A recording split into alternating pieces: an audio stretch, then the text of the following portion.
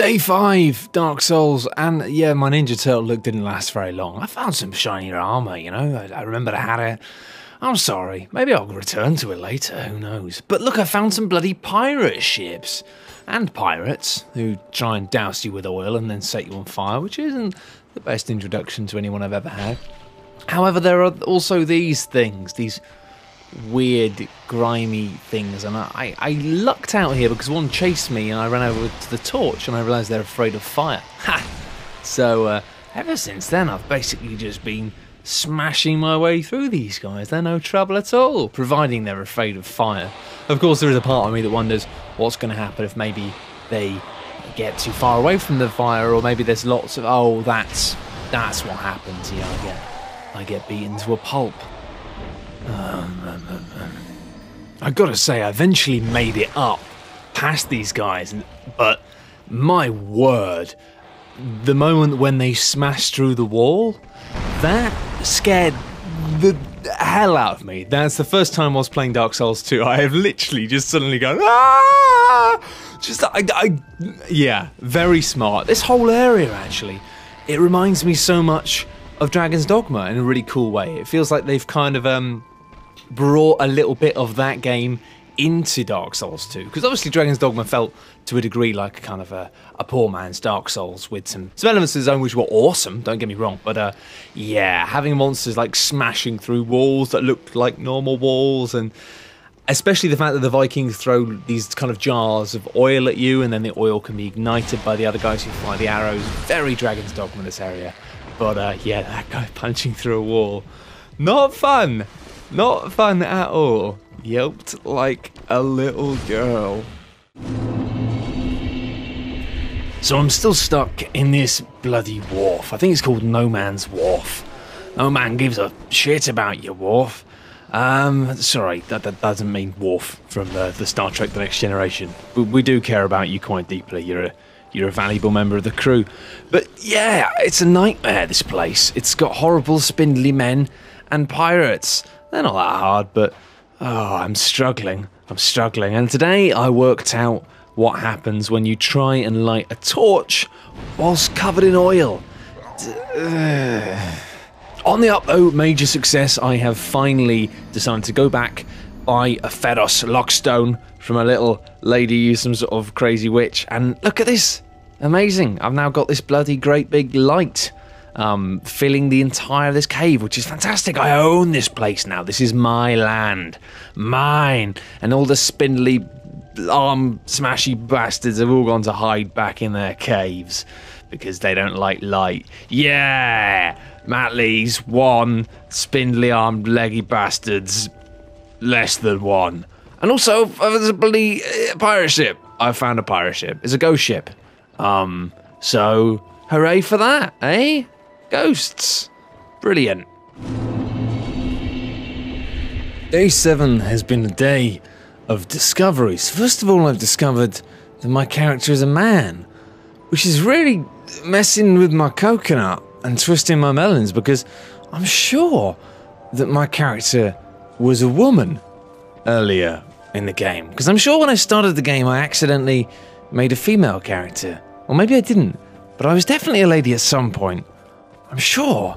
I had the slightly ladyish run and everything. Anyway, I'm a man now, apparently. But more importantly, perhaps, I've discovered that near the start of the game, I joined something called the Champions Covenant. Or the Covenant of Champions, which has made the game remarkably harder. Which is why I'm having such a hard time. So I've left the Covenant, and now, suddenly, everything's so much easier. So, you know, just absolutely oshing the hell out of stuff. Easy. In fact, I found a brand new hobby, because I realised that now I'm bloody Superman. I've started deciding I'm going to go and help strangers. So here's me helping Mr. Snuggles 77 and walking around with him. He was a good guy. Me and him, we went on a big adventure. Fantastic times. He did show a bit of a reticence / you know, perhaps cowardice when it came to actually going through the fog, and did need a bit of an encouragement, as if to say, come on mate, go on, you've got to go through the fog. But then we kill the boss. Yeah, I like this. I can get used to this. I'm going to be the people's champion, like Princess Diana, but with a mace. Hooray! Alright, so yesterday was all about helping people, but now I've decided to do something different.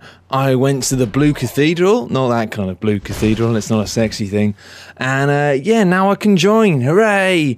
But the Blue Knights seem really boring, so I cashed in all of my goodwill I got from doing summons and gambled it in an arena fighting other blue men.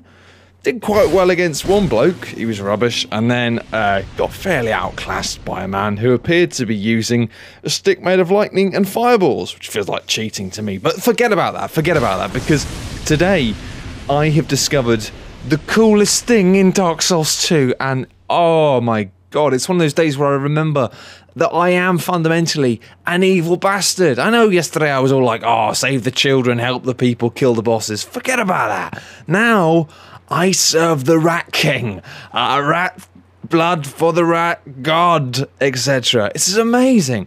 I've got this little labyrinth, and people get summoned into it, and they don't know what's going on. And then when they're getting attacked by rats, I murder them. And I like hide round corners, and then they're like, "Oh, I'm dealing with the rats," and then I come out of nowhere and I kill them. And I can get new Pharos Lockstones and use them to make more traps within this little arena, so I can kill people more effectively. But better than that, I actually end up investing loads of my souls to buy these little like ranged weapons from the Rat King that allow me to massively degrade people's armor. So not only do I summon strangers into my world and then murder them with rats, I send them back to their world with broken armor. I'm a horrible, horrible person, and I'm having so much fun.